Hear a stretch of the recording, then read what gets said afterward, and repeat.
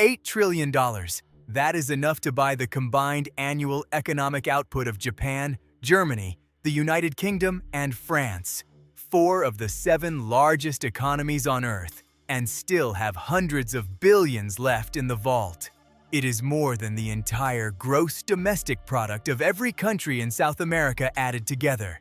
It is roughly the value of every house, every car, every farm, every factory in a mid-sized continent, and inflation-adjusted estimates put that figure as high as $7.4 to $8 trillion in modern money on the market capitalization of a single company. A company that minted its own coins, a company that hanged its own prisoners, a company that signed treaties in the name of a charter, not a crown.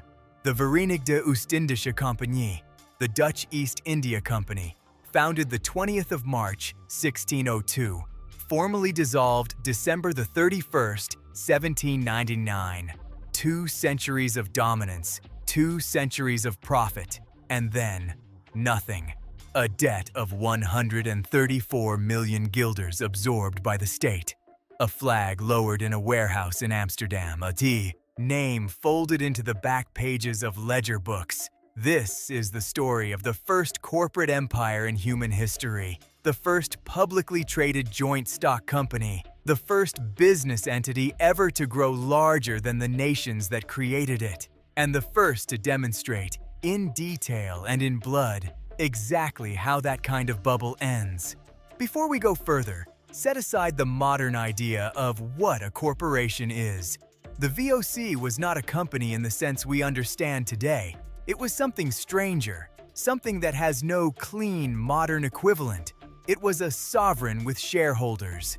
The charter, granted by the States General of the Dutch Republic in 1602, gave the VOC a 21-year monopoly on all Dutch trade east of the Cape of Good Hope. But that was only the beginning of what the document allowed. The company could wage war in its own name. It could negotiate treaties with foreign princes. It could establish colonies. It could mint its own currency in the regions it controlled. It maintained a private army of more than 10,000 soldiers at its peak, and a private navy of over 40 warships. It built fortresses. It held trials. It carried out executions. Imagine for a moment if a modern technology company, pick any of them, had the legal right to raise an army, declare war on a neighboring country, sign a peace treaty, and execute a captured enemy combatant under the company's own seal. That is what the VOC was. That is what the 17th century had created, almost by accident, in a brick building on the Oude Hoogstraat in Amsterdam. And the dividend. For nearly 200 years, the VOC paid an average annual dividend of around 18%, not in one good year, not in one decade, for roughly 2 centuries, almost without interruption. There has been no investment vehicle in recorded history that has matched that performance, sustained over that horizon, on that scale. So how did it begin? It began with pepper. In the late 1500s, the spice trade between Asia and Europe was controlled by Portugal. Lisbon was the gateway. The Portuguese had spent nearly a century building the maritime routes that ran from the Indian Ocean to the Atlantic, and they treated those routes as a national asset, defended by guns and granted by papal decree. For the Dutch, newly independent from Spain, newly wealthy, newly hungry, this monopoly was an insult and an opportunity at the same time. In 1595, a merchant named Cornelis de Houtman led the first Dutch expedition to the East Indies. 4 ships left the port of Texel. 2.5 years later, 3 ships returned. Half the crew was dead. The cargo barely covered the cost of the voyage. By any rational accounting, it was a failure. But it had been done. The route was known. The ports were named. The prices in Banten and Bantam were no longer a Portuguese secret. And within 5 years, more than a dozen rival Dutch trading companies had sent their own ships east, undercutting each other, driving up prices in Asia, driving down prices in Europe, and threatening to turn the whole enterprise into a cannibal feast. The States General intervened. In March of 1602, the competing companies were forced to merge into a single chartered entity, the Verenigde Oostindische Compagnie. Capital was raised through a public subscription, and here is where history quietly pivots. Anyone of any background could buy a share. This had never been done before, not at this scale, not with shares that could be freely traded on a secondary market. The Amsterdam Stock Exchange, the Beurs, opened formally in 1611, and the VOC's shares were the principal asset traded there. For the first time in the human story, ownership of a productive enterprise was sliced into transferable paper. A merchant in Rotterdam could buy a fragment of a trading voyage to Java without ever leaving his desk. A widow in Haarlem could inherit a share and sell it the same week. The cobblestones outside the exchange filled every trading day with men shouting prices, swapping notes, settling accounts in coffeehouses by candlelight. By 1619, the company had a permanent capital in Asia. That was the year Jan Pieterszoon Cohen, the man who would define and stain the VOC's reputation, established the city of Batavia on the ruins of Jayakarta, on the island of Java. Batavia would become the company's eastern capital, its administrative heart. The cobblestones of Batavia in monsoon season are one of the great forgotten sensory details of the 17th century. Rain pounding on red tile roofs, the smell of wet nutmeg drifting from the warehouses, the sound of bells, and slave markets and Dutch voices arguing over loading manifests in a city built to mirror Amsterdam in the tropics. And then there was the Banda Archipelago, a small cluster of islands, roughly the size of a modern county, that produced something the rest of the world could not: nutmeg. In an age before refrigeration, when meat spoiled within days, and Europeans believed spices could ward off plague, nutmeg was worth, by weight, more than gold. The Banda Islands were, for a brief moment in history, the most valuable real estate per acre on the planet. In 1621, Cohen led a campaign against the Bandanese that historians today describe in the plainest possible terms as a massacre. The population of the islands, estimates run to around 15,000, was killed, deported, or enslaved. Plantations replaced villages. Indentured and enslaved labor replaced the original inhabitants. The price of nutmeg in Europe stayed high. The dividends kept flowing, and a single ship in Amsterdam harbor in the year 1637 could carry enough spice in its hold to bankroll a small kingdom. It is important to pause here, briefly, and acknowledge what the ledger does not show. Behind every guilder of that 18% dividend stood human beings whose names were never recorded. Enslaved laborers in the spice plantations, indentured workers on the docks, soldiers conscripted from villages they would never see again. The wealth was real. The cost was real. Both belong in the story. Now move forward a generation. By the 1660s, the VOC was the most valuable commercial entity on Earth. The auction floor of the Beurs van Hendrik de Keyser in Amsterdam, the new stone-built exchange that had replaced the old wooden hall, was the financial center of the Western world. Beneath its arched colonnades, every trading day, thousands of shares changed hands. Options contracts were written, futures were settled, short positions were taken and unwound. The instruments of modern finance, almost every one of them, were either invented or refined in that building in those decades around the trading of VOC paper. This is the high watermark. This is where, if you wanted to make a fortune in the 17th century, you bought VOC shares and you held them. And for roughly 7 decades, that strategy worked. But the warning signs were already there. The first was the cost of empire. The VOC's army and navy were not cheap. By the late 17th century, the company was spending more on military operations, fortresses, garrisons, warships, sieges than many European nation-states. The cost was justified, in the short term, by the protection it provided to the spice trade. But every guilder spent on a cannon was a guilder not invested in a better ship, a faster route, a more efficient warehouse. The company was, increasingly, a military organization with a trading division attached. The second warning sign was corruption. The VOC's employees in Asia, the merchants, the captains, the administrators, were paid modest salaries by the company. They were, however, allowed to engage in limited private trade on the side.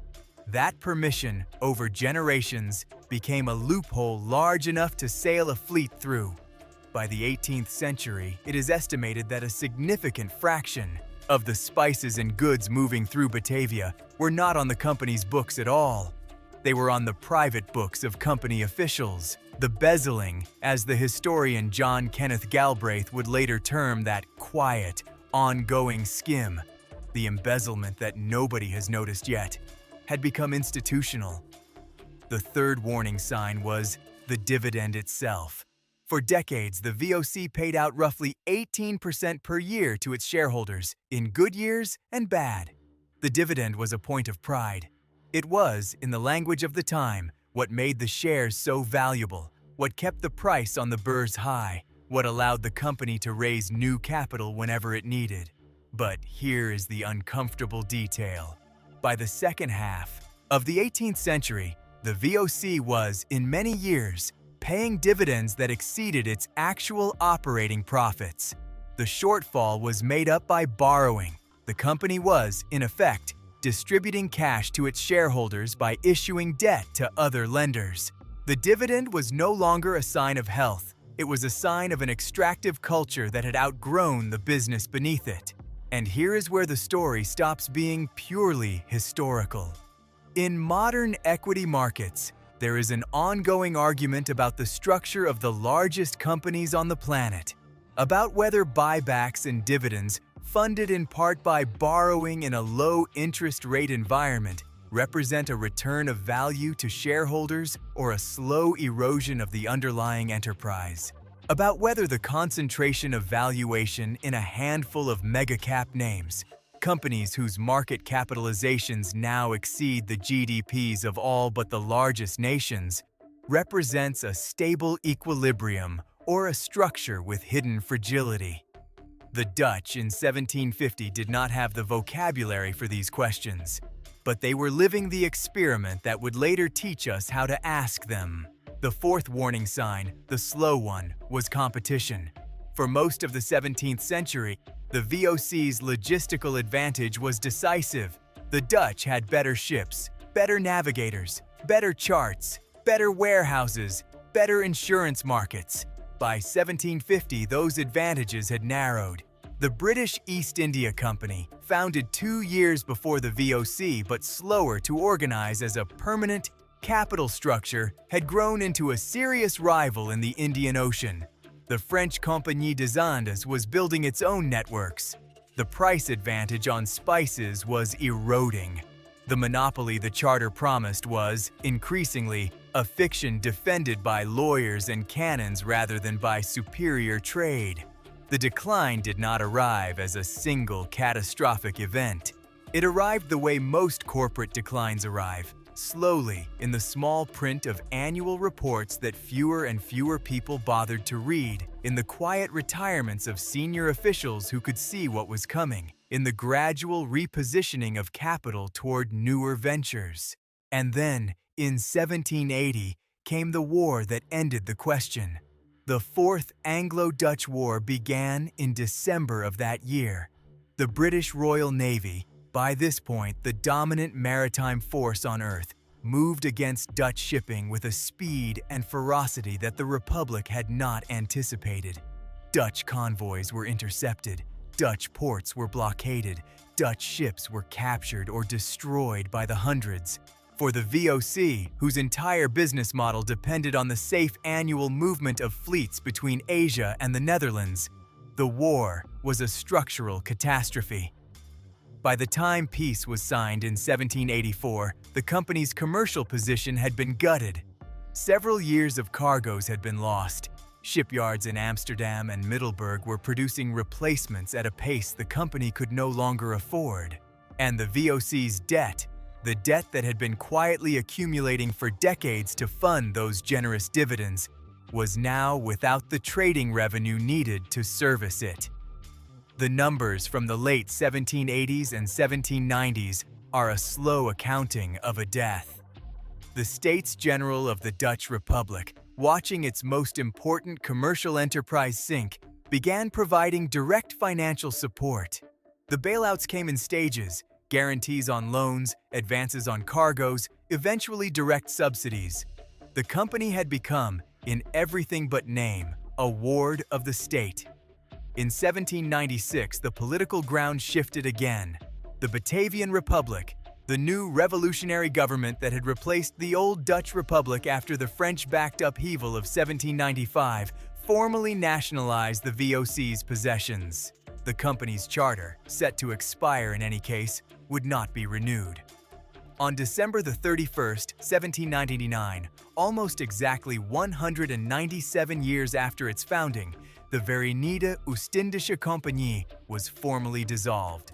The Batavian Republic absorbed the debts, 134 million guilders, a figure so large that it haunted Dutch public finance for the entire first half of the 19th century.